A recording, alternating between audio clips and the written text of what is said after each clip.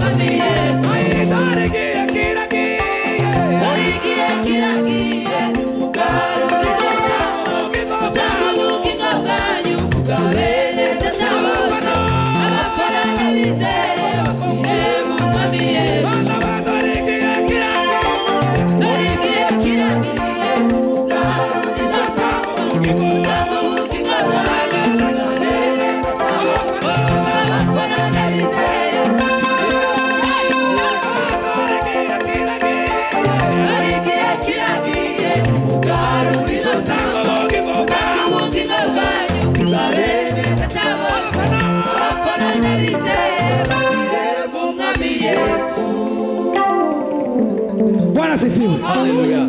Hallelujah. Hallelujah. Kurumva ko wotanga ubugingo bwawe. Can you give your life? Wotanga ubugingo bwawe kubwa bene so. Can you give your life to rescue all those brothers? Mu ntumwa za Yesu In Jesus' disciples, hariho ngo bamwe basaga bashirwa mu giti.